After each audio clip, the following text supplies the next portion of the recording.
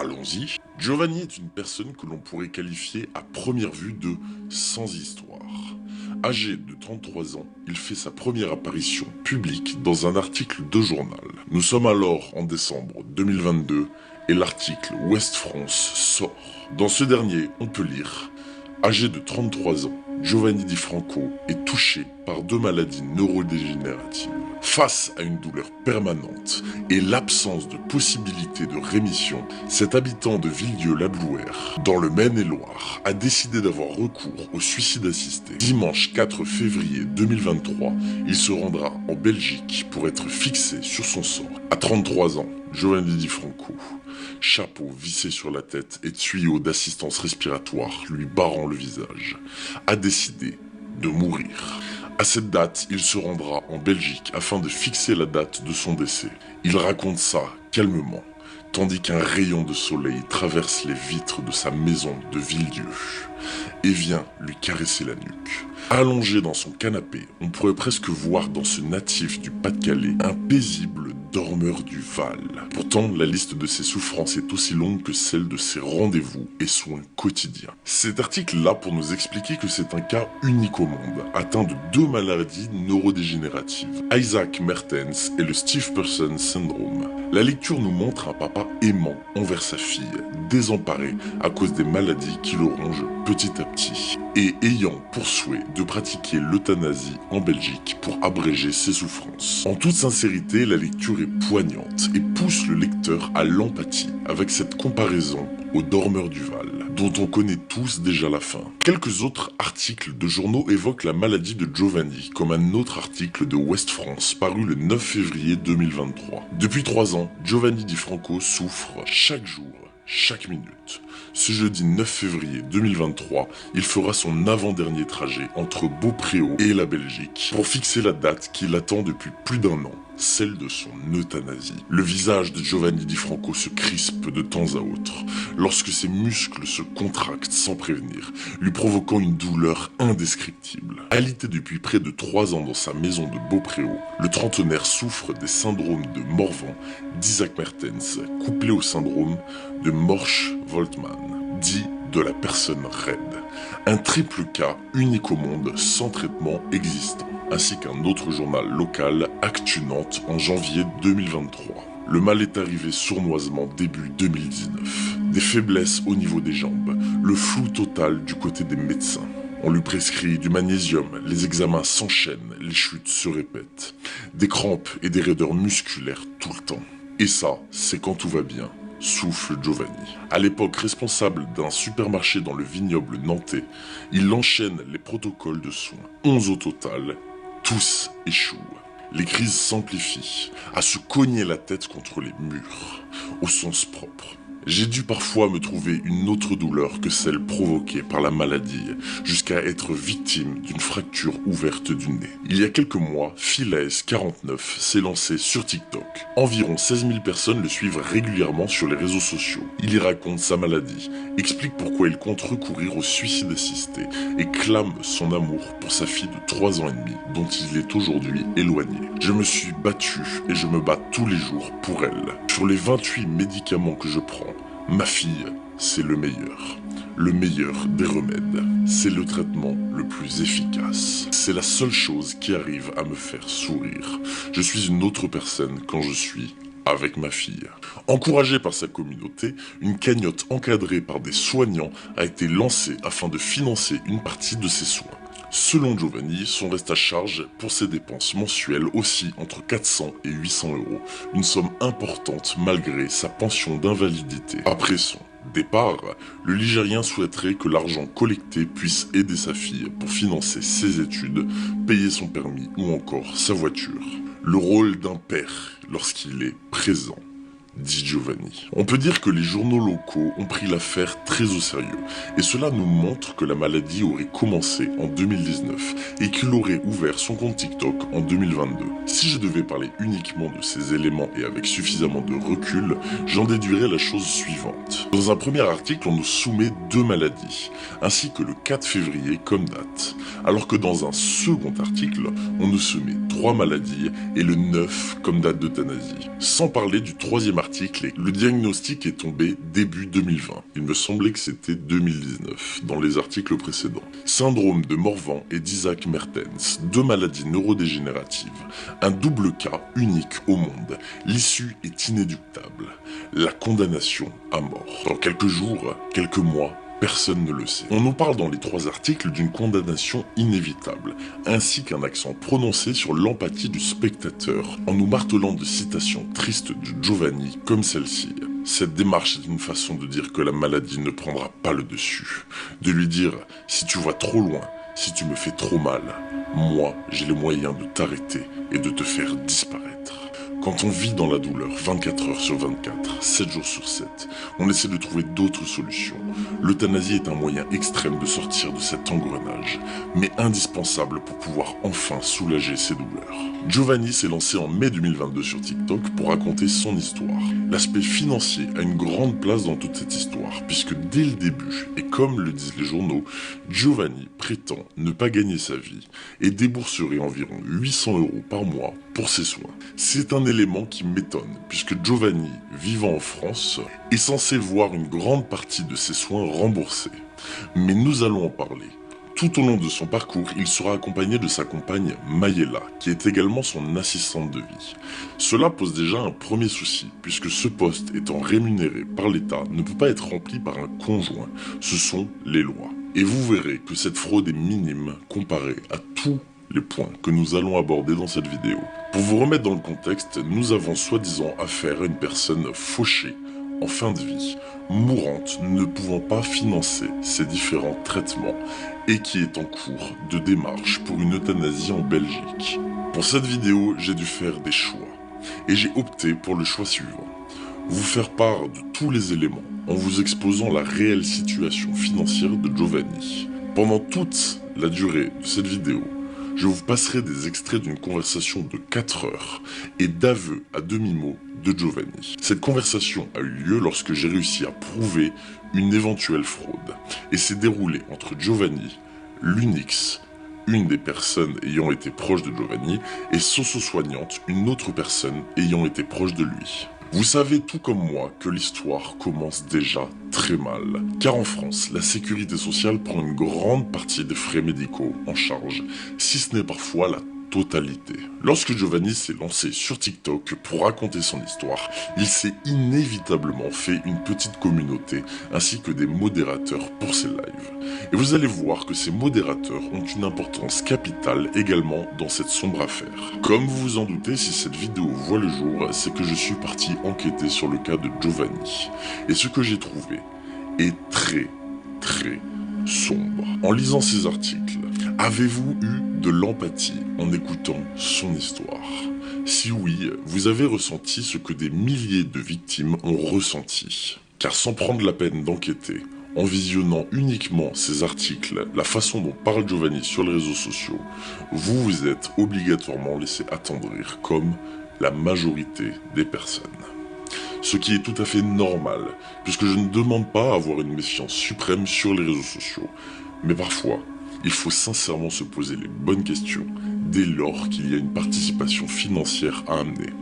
Car je pense que tout au long de notre existence, nous avons pu voir à quel point l'être humain pouvait être malhonnête dès lors qu'il s'agit d'argent. Place à la réalité des faits, bienvenue dans l'histoire d'une des plus grandes escroqueries en bande organisée des réseaux sociaux.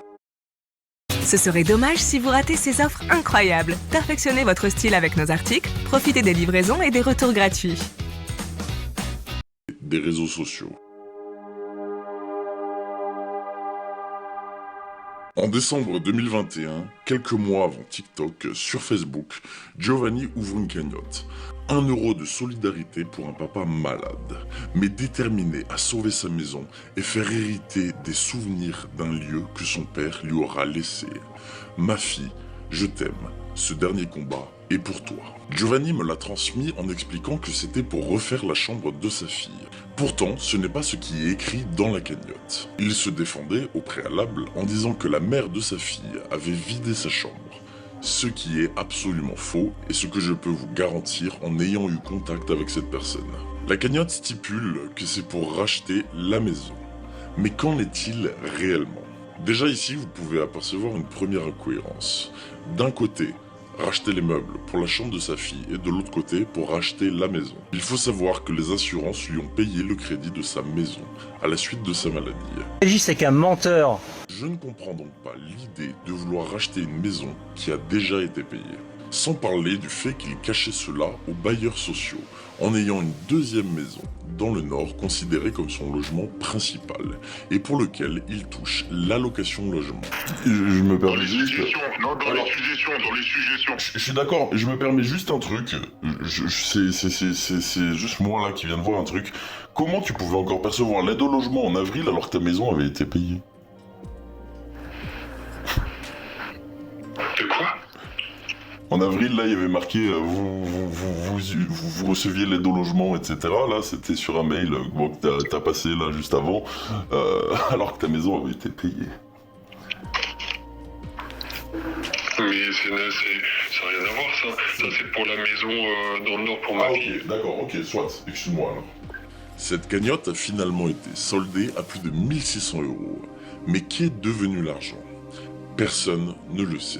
Je me demande également s'il est utile de préciser que Giovanni est fiché Banque de France jusqu'en 2027. C'est peut-être un détail, mais ceci pourrait expliquer cela, et un endettement pourrait expliquer donc ce besoin incessant d'argent, même si cela n'excuse en rien les faits que je reproche personnellement à Giovanni. Comme je vous l'ai dit, la modération de Giovanni a une importance capitale, et c'est ici qu'intervient une de ses modératrices de TikTok, l'ambulancière. Comme les articles de journaux vous l'ont dit, Giovanni avait un premier rendez-vous d'euthanasie en février 2023. Le souci, c'est qu'un a précisé qu'il s'agissait d'un énième rendez-vous, alors que non, il s'agissait bel et bien du premier rendez-vous de Giovanni en Belgique. Il y a une ambulance qui est prête à financer son avant-dernier déplacement. Par contre, le dernier déplacement est pris en charge à 100% parce que c'est un déplacement de départ. Ça montre déjà qu'il y a eu un mensonge effectué envers les journalistes. Nous reparlerons de l'euthanasie plus tard dans cette vidéo. Giovanni a été emmené à ce premier rendez-vous par une de ses modératrices, à l'ADMD en Belgique, en ambulance. Je ne saurais vous dire si c'est une modératrice devenue ambulancière ou son ambulancière devenue modératrice. Je n'ai pas demandé cet élément. Après son aller-retour en Belgique pour son premier rendez-vous d'euthanasie, Giovanni a ouvert une cagnotte pour rembourser ses frais d'ambulance qui s'élevaient, de ses dires, à plus de 6 000 €.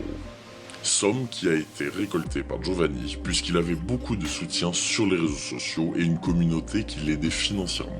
En analysant ce document, nous pouvons nous rendre compte que les frais s'élevaient à moins de 5 000 €. Alors pourquoi est-ce qu'une demande de 6 000 € avait été faite pour une cagnotte ? Ça commence à faire de grosses sommes, effectivement. Le souci avec cette cagnotte, c'est que Giovanni n'a jamais payé la compagnie d'ambulance et qu'il a gardé l'argent de la cagnotte pour lui. Son ambulancière elle-même ainsi que la compagnie d'assurance me l'ont expliqué. Autant à gérer, parce qu'en fait, je l'ai emmené, ça fait 4 ans que je le connais. D'accord. Et je l'ai emmené à tous ses rendez-vous médicaux. Oui. Et j'étais aussi devenu sa modo, sauf qu'il y a eu des histoires et tout. Bon, après, moi, j'étais resté un peu en contact avec lui, mais quand les modos de Soso sont arrivés, je suis resté dans le silence, je suis resté dans l'ombre, et voilà, après, il m'a jarté. Cela dit, il y a plein de choses que j'avais vues déjà depuis longtemps qui étaient bizarres, comme tout le monde a vu, quoi. Enfin, D'accord. les gens se sont réveillés tard, je trouve, mais bon.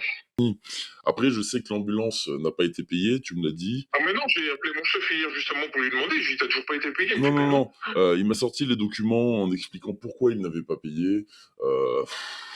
Voilà, j'ai les aveux de sa bouche de Giovanni pour le fait de ne jamais avoir payé. Parce qu'il avait demandé, il avait fait appel à la sécu et tout, mais ça a été refusé, donc... C'est ça, et pour lui, vu que ça a été il a fait une inadmissible... cagnotte en plus, ils ont fait une cagnotte tout le monde là Oui. pour payer l'ambulance, Oui. mais jamais...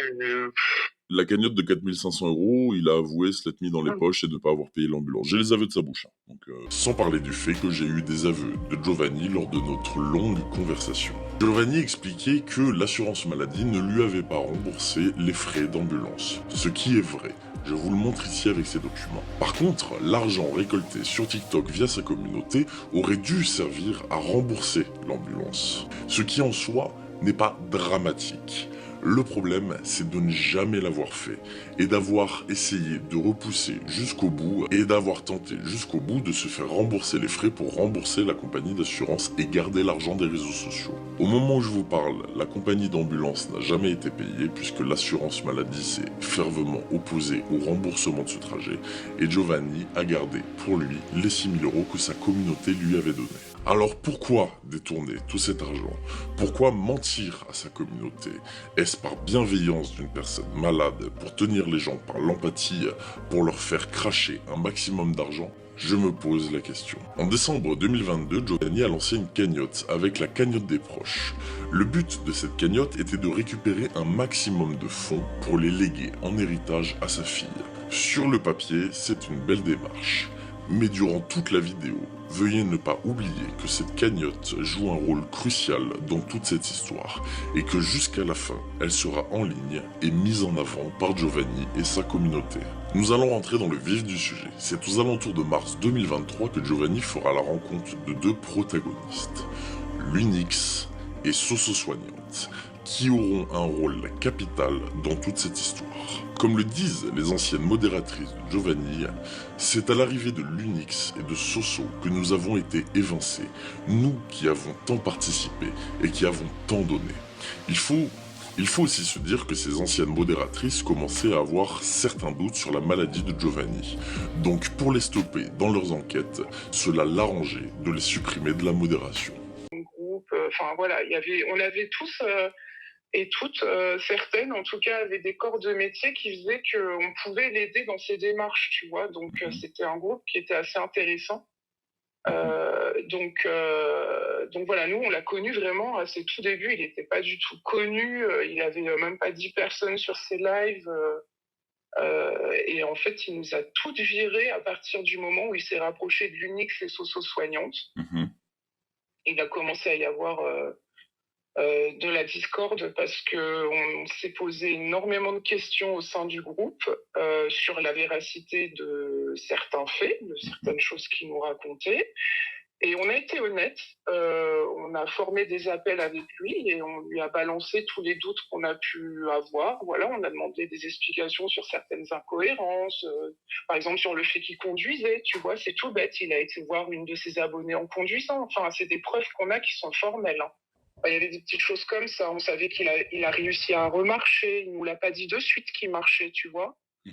Quand il y avait de l'amélioration, on n'en avait pas état de fait de suite. En revanche, quand c'était la situation inverse, qu'il y avait aggravation, là on était au courant de suite, quoi. Et puis ensuite, il y a eu je sais que tu as eu contact avec Pascaline, qu'on connaît très bien, puisqu'en fait, on faisait partie du même groupe. Est-ce qu'elle a déjà reçu des menaces? Quand tu parles des menaces sur les enfants, j'imagine que c'est sur elle, parce que Exactement. Je pense que si elle a rien dit jusqu'à maintenant, c'est à cause de ça. Chose très importante, en fait, celle qui nous a principalement ouvert les yeux, figure-toi que c'était son ambulancière. D'accord. Son ambulancière de la vie de tous les jours.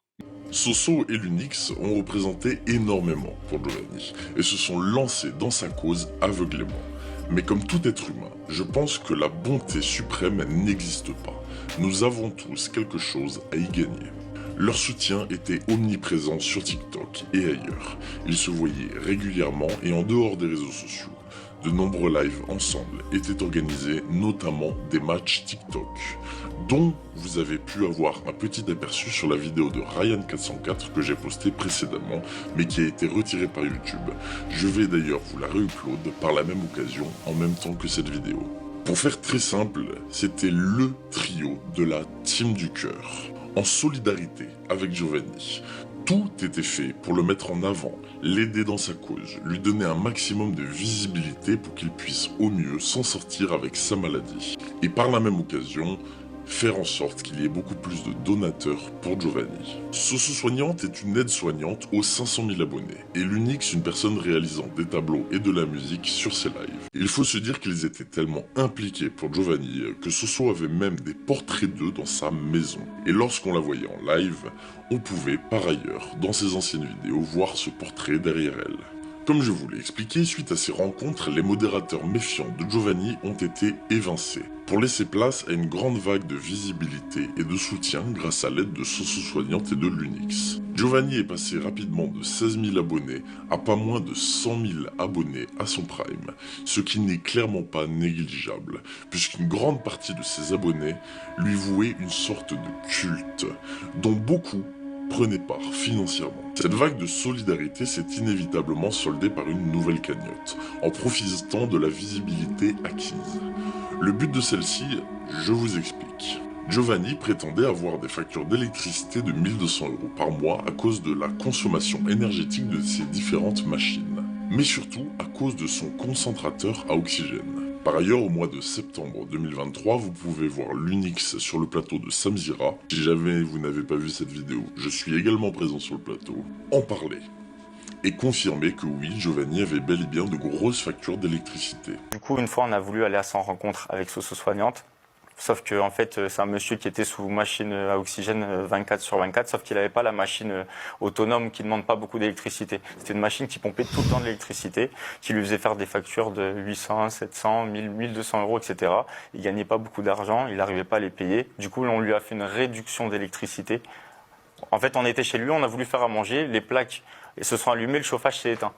Donc à un moment, soit on chauffe la pièce, soit on fait à manger. Donc tu l'as aidé, c'est ça? À partir de ce moment-là, on a créé le hashtag Laisse-moi pas mourir. Justement parce qu'on s'est dit, s'il y a d'autres personnes qui sont malades et qui subissent le même genre d'injustice et de choses qui sont pas normales, eh ben on va les aider.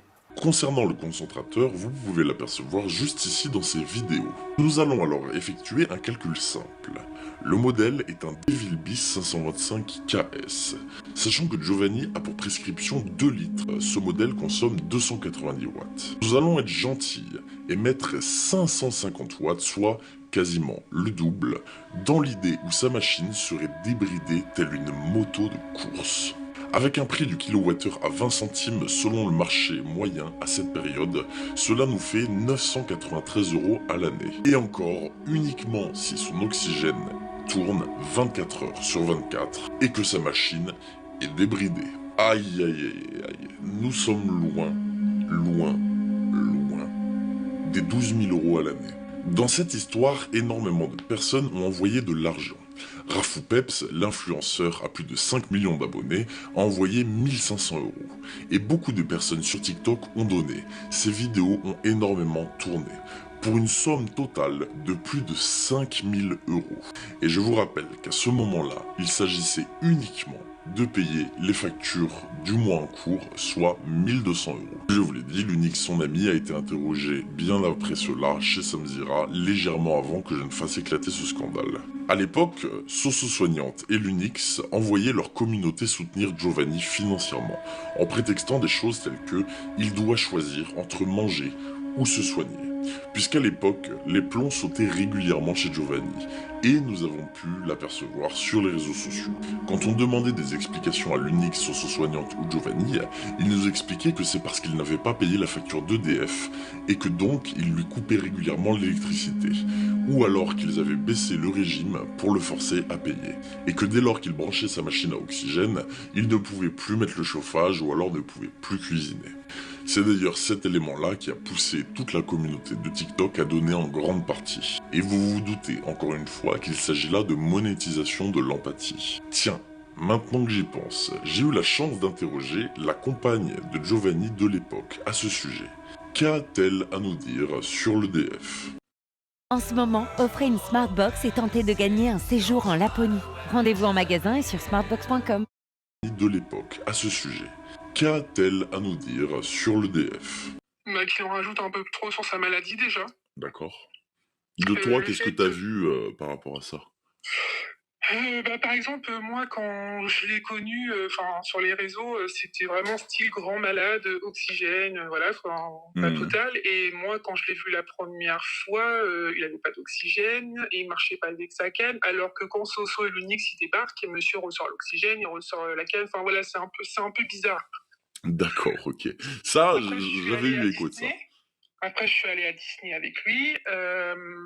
C'est pareil, il avait pas d'oxygène ni la canne. Après, il m'a dit, bah non, c'est parce que j'aime pas, quand je rencontre quelqu'un, j'aime pas avoir l'oxygène. Mais oui, mais c'est vital, donc si t'en as vraiment besoin, tu l'aurais, quoi. D'accord. Ok. Tu étais avec lui au moment où il avait fait une première cagnotte pour l'électricité chez lui. La fameuse électricité, mais ça, je sais que c'est faux. Bah oui, je sais, parce qu'en fait, je t'explique. Ouais, en parlant de l'EDF, alors déjà je réponds à cette question. Moi j'ai trouvé l'erreur, je pense qu'il savait, mais voilà, après je pense que plus il y a d'argent, plus c'est mieux. Enfin bref, c'était un problème d'ampérage. Mhm. En fait, son compteur, il était à 9 kWh, enfin ouais, je sais plus comment c'est calculé. Et en fait, il fallait le mettre à 12 au maximum. Oui. C'est juste ça qui a eu, c'est normal qu'avec tout ce qui marche chez lui, c'est logique que ça saute à un moment donné. Si t'as pas assez D'accord, donc d'ampérage, l'EDF n'avait juste pas envoyé suffisamment de sauce dans le compteur pour que ça puisse... ok. exactement. Bizarre. Il n'avait donc simplement pas demandé à rehausser l'ampérage du compteur. Ce qui est encore plus dommage, c'est que j'ai trouvé les consommations de Giovanni de cette époque via son compteur Linky. Et comme vous pouvez le constater, c'est relativement maigre. Si vous regardez, aucune facture réelle n'a de gros montants, hormis certaines en hiver puisque le chauffage électrique, etc. Mais nous sommes, quoi qu'il advienne, bien loin des 1200 € par mois, puisque certaines factures ne dépassent pas les 90 €. Dans les mises à jour du compteur, on peut constater qu'il n'y a pas de F200, ce qui correspond à une coupure pour impayé. Donc tout cela n'était en fait qu'un autre mensonge pour amasser un maximum d'argent. Ah oui, j'ai oublié de vous préciser, Giovanni ne paye plus l'électricité depuis bien longtemps. Ok, il a un impayé de 1245 € depuis le mois de mars, là. Ok, d'accord. Mais si ils t'ont donné de l'argent pour le payer, pourquoi tu l'as pas payé? Pourquoi? Pour une seule raison. Parce que quand j'ai demandé à payer, ils m'ont dit, monsieur, c'est trop tard. J'ai voulu mettre en place un échéancier. Ils m'ont dit, monsieur, c'est trop tard pour mettre en place un échéancier. Vous devez nous régler la somme. Attends, gros, avec tout ce qu'on t'a donné, tu pouvais payer l'intégralité tout de suite. Sauf que j'avais d'autres factures à côté. Mais comment ça, t'avais de gros, c'était pour l'élec? Comment ça? Je ne peux malheureusement pas vous montrer ces factures sur YouTube. Pourquoi ne payait-il plus ces factures depuis bien longtemps? Eh bien, c'est simplement parce que l'opérateur ne pouvait pas lui couper l'électricité, même en cas d'impayé, dû aux appareils respiratoires qu'il a chez lui. Alors attends, ça c'était quoi? Bonjour, monsieur Franco, je me permets de venir vers vous au sujet de la demande de maintien de l'électricité en cas de coupure que m'a fait part le docteur Guillet le 25 janvier 2023. Alors là, Joe, je suis désolé, hein, mais là, si t'as une confirmation qu'il y avait le maintien de l'électricité, tu peux pas dire qu'on menaçait de te le couper. Tu viens de nous le montrer à l'instant.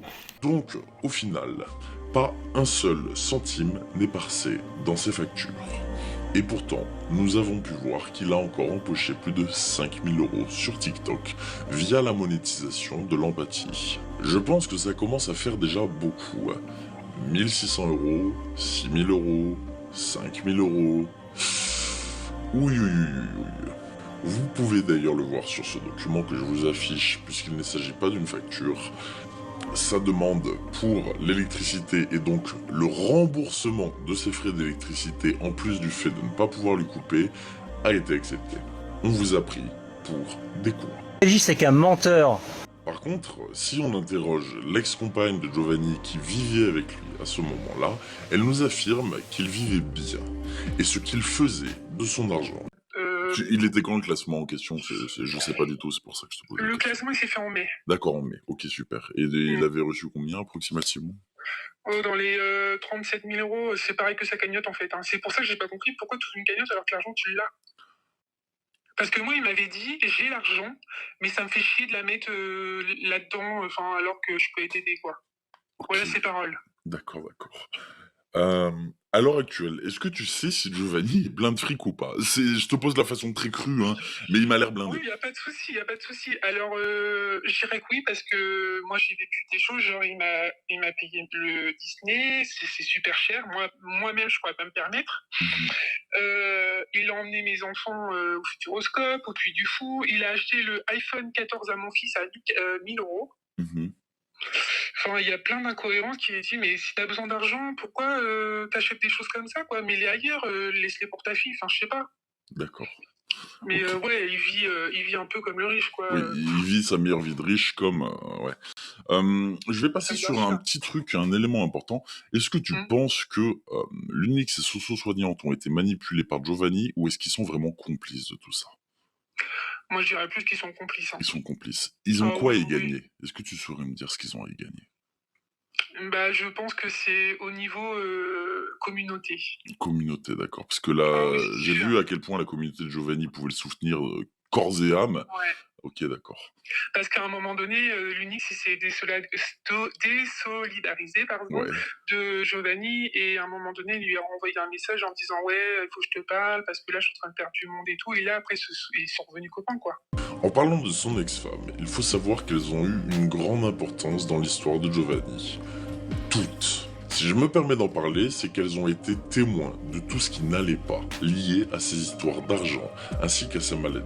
Et Giovanni n'a pas hésité, pour encore une fois créer une certaine empathie chez les téléspectateurs, à critiquer publiquement ses ex-compagnes et à faire de grosses accusations extrêmement graves. Vous le verrez plus tard. Pascaline est celle dont je vous parlais à l'instant.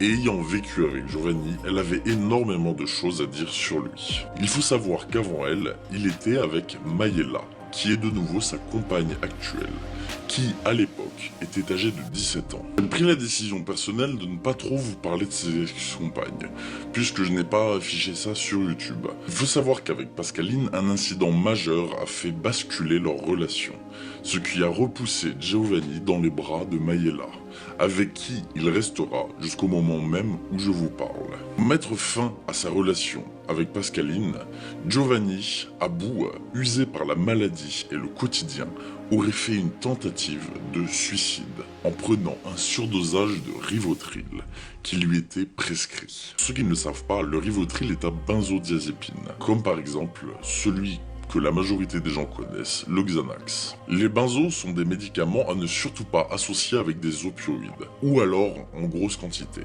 Certaines prescriptions peuvent associer quelques opioïdes légers, comme par exemple la codéine, avec des benzodiazépines. Mais cela reste fortement déconseillé, surtout chez les personnes atteintes de difficultés respiratoires, comme ce serait le cas pour Giovanni. Au moment de sa tentative de suicide, Giovanni a incriminé Pascaline en expliquant qu'elle ne l'aidait pas et qu'elle était presque à le regarder mourir. Quand Mayela, telle une sauveuse, elle aurait pris les choses en main. Après cette pseudo-tentative de suicide, Giovanni a été transféré en service de réanimation à l'hôpital pour des examens. Et me dire, à une semaine d'emménager chez lui, par un pseudo-coma, que monsieur voulait retourner avec son ex. Attends, J'ai failli tout perdre. c'est le coma qui a servi comme excuse, enfin... Oui, c'est exactement ça. Parce que le matin, je me suis réveillée, je me dit, c'est bizarre, il est pas à côté de moi, il y a un truc qui louche. Et puis là, j'ai été dans la pièce là, il est tout le temps en train de chanter, là, et c'était fermé à clé. J'ai dit, c'est bizarre. Et en fait, lui, il me répondait pas, mais c'est Yaoska qui a pris la relève, c'était parlé avec elle derrière la porte, en fait. D'accord. Et elle était là physiquement? Elle m'a dit... Elle était là physiquement? Non, elle m'a envoyé des snaps, des WhatsApp, pardon. Ok. On vous parle de tout ça, et il faut savoir que dans l'affaire Giovanni, tout ce que je vous expose dans cette vidéo a été rendu public sur TikTok par Giovanni lui-même. Son hospitalisation pour se faire plaindre par sa communauté, sa fausse tentative de suicide, tout a été exposé sur les réseaux. C'est pour cela que cette vidéo est aussi intrusive. Je n'aurais pas parlé d'autant de choses si ces choses-là n'avaient pas été publiques. La prescription de Giovanni mentionnait 30 gouttes plusieurs fois par jour, et il aurait effectué sa tentative de suicide avec 100 gouttes de Rivotril.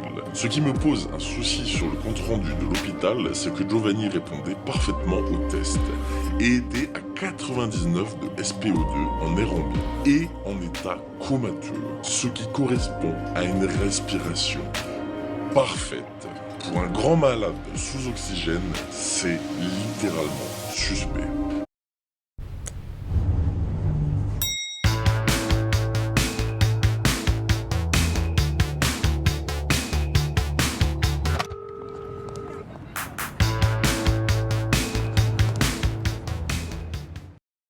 Grand malade sous oxygène, c'est littéralement suspect. Mais surtout, les analyses d'urine montrent qu'il était négatif aux benzodiazépines, mais positif aux opioïdes. Donc, l'overdose de Rivotril est strictement impossible. Sachant que lors de prescription, certaines personnes montent à 250 voire 300 gouttes et que la dose létale de ce médicament est de 1500 gouttes. Ouais, 1500 gouttes. Giovanni en aurait pris 100. Lorsque j'en avais parlé sur les réseaux sociaux, Giovanni s'était défendu en disant qu'avec ses problèmes de santé et l'association d'autres médicaments, le Rivotril 100 gouttes aurait suffi à le mettre dans un état pitoyable proche de la mort. Comme je vous l'ai montré, il n'a pas tant de problèmes respiratoires avec 99 de SPO2 en air ambiant et en plus il était négatif aux benzodiazépines, donc pas de Rivotril. Il faut savoir que lors de comptes rendus médicaux, les médecins ne peuvent pas aller forcément à l'encontre de ce que leur disent le patient. Giovanni a affirmé avoir pris du Rivotril. C'est pour ça que les médecins dans le compte rendu, dans la conclusion, marquent probablement. Mais les résultats plus haut nous montrent que c'est faux. Ouais, je sais, tout le monde s'est fait berner. Car son hospitalisation a bien évidemment été mise en avant sur TikTok, comme je vous l'ai dit, relayée et surrelayée par Sauce Soignante et l'Unix. Je pense que vous voyez là où je veux en venir. Il a toujours été vu sur TikTok comme une personne mourante, comme une personne miraculée, une personne qu'il faut aider. Et Sauce Soignante et l'Unix appuyaient ça à 1 million de %. Les personnes lors de match live, puisque Sauce Soignante et l'Unix faisaient énormément de match live en parallèle. Les personnes, pour les remercier, les rincer de cadeaux. Il en va de même pour Giovanni. Ils ont créé une sphère de monétisation de l'empathie absolument énorme sur TikTok.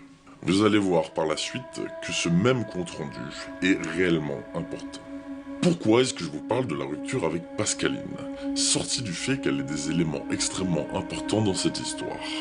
Car Giovanni, pour tenir les gens par l'empathie, s'avère être un monstre avec ses compagnes. Et je n'exagère pas. Sa fille adorée, pour qui la cagnotte est destinée, a inévitablement une maman.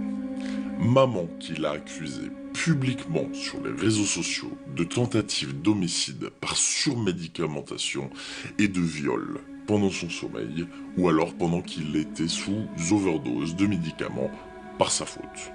Ici, le message X montre que soi-disant, il aurait vu une de ses vidéos directement où son ex essaie de faire des choses avec Giovanni. Je préfère vous le dire tout de suite, ces vidéos n'existent pas, d'accord ? C'était un mensonge de l'Unix pour me faire adhérer au fait que Giovanni n'est pas un escroc.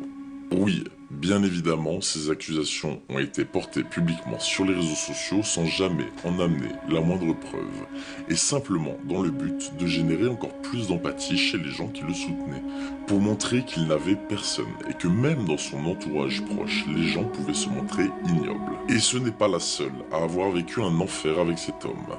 Pascaline, par exemple, avant de témoigner, a été lynchée par l'Unix et Giovanni publiquement devant plus de 4000 spectateurs sur TikTok, dans le simple but qu'elle ne témoigne jamais. Chose qu'elle aura finalement fait sur mon live, après s'être fait lyncher pour essayer d'être discréditée par l'Unix et Giovanni, devant, je le répète, plus de 4000 spectateurs. Comme ces conversations entre l'Unix et Giovanni qui parlent de Pascaline. Avec mot pour mot, elle va témoigner contre nous. Pourquoi est-ce que Pascaline était un danger pour eux? Je me pose la question. Je pense que vous commencez à comprendre que Giovanni n'était pas non plus tout seul dans toutes ces histoires, et que le trio infernal a lynché et discrédité beaucoup de monde sur les réseaux sociaux, pour tenir les gens éloignés de la vérité. Mais j'y reviendrai. Il faut se dire que Giovanni est allé jusqu'à se servir de sa compagne actuelle pour se faire plaindre aux yeux de son ancienne modération, en la poussant à bout et en la filmant en train de se scarifier. Je ne rigole pas. Ce que je vous dis est réel. Lorsque j'ai publié ces images pour avertir les gens, Giovanni s'est défendu en expliquant qu'il faisait cela pour son bien, qu'il l'a filmé pour qu'elle puisse se rendre compte plus tard de ses erreurs, pour qu'elle puisse se rendre compte de sa détresse psychologique. Encore une fois, On se croirait presque dans le triangle de Cartman, où Giovanni est à la fois l'oppresseur et le sauveur. Toujours cette image de personne bienveillante qui vient sauver son prochain. Mais si c'était réellement le cas, pourquoi la rabaisser et l'insulter durant toutes les vidéos?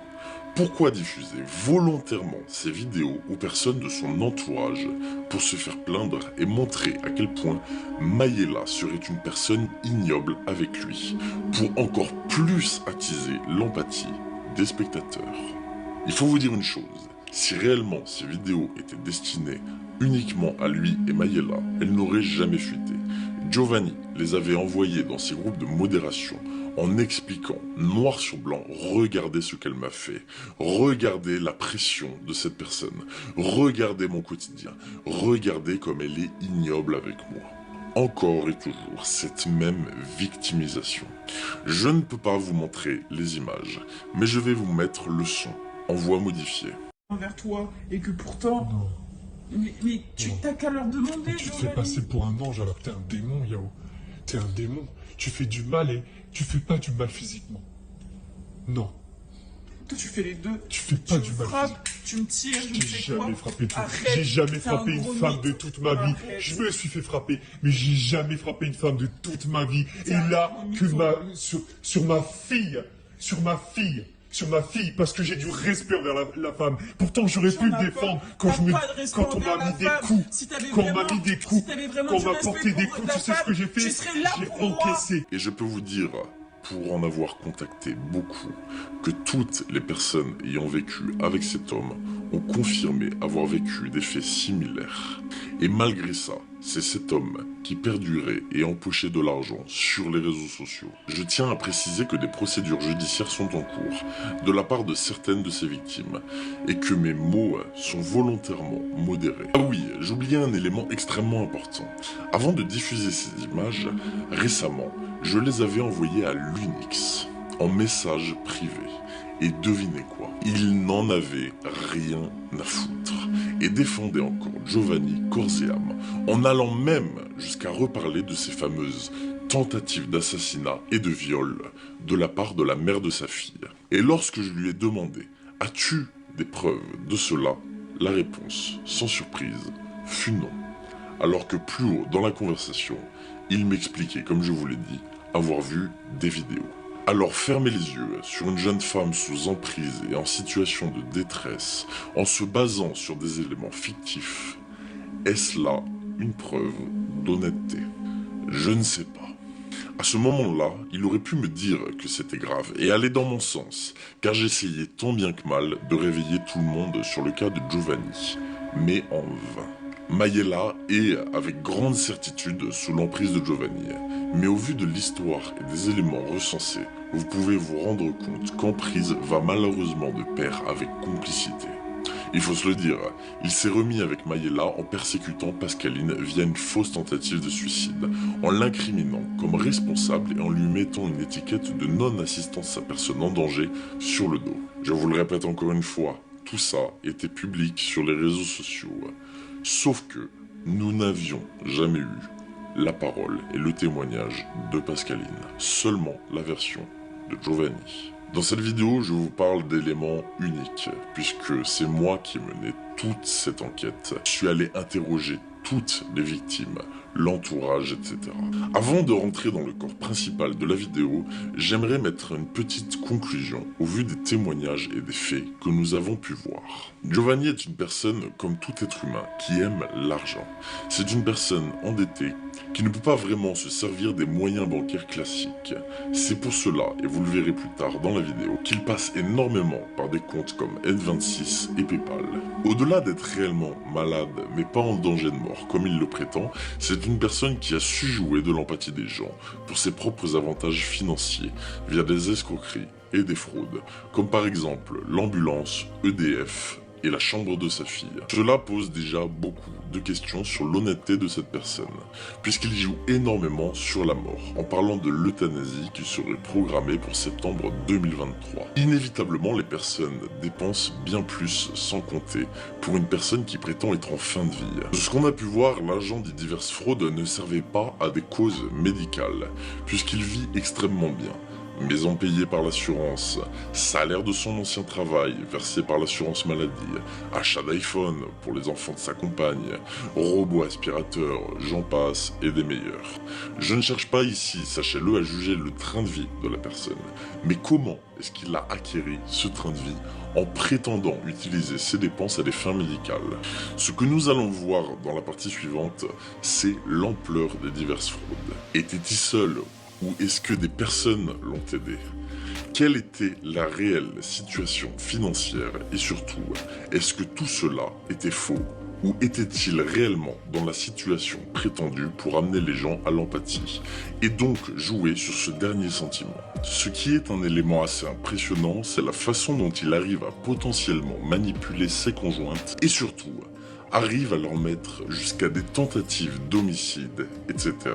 sur le dos et le faire croire à certaines personnes au point de réussir à discréditer n'importe laquelle de ses futures compagnes qui souhaiterait témoigner. Car en discréditant les premières, pourquoi la suivante serait-elle crédible? Je vous rappelle que Giovanni devait se faire euthanasier en septembre 2023 et que pour amasser de l'argent, il continuait perpétuellement de jouer là-dessus. Alors, toute cette histoire, réalité ou mensonge? Ici, l'histoire prend un tout autre tournant. Giovanni a toujours prétendu avoir besoin d'aide financière pour l'aider dans ses dépenses médicales. Le souci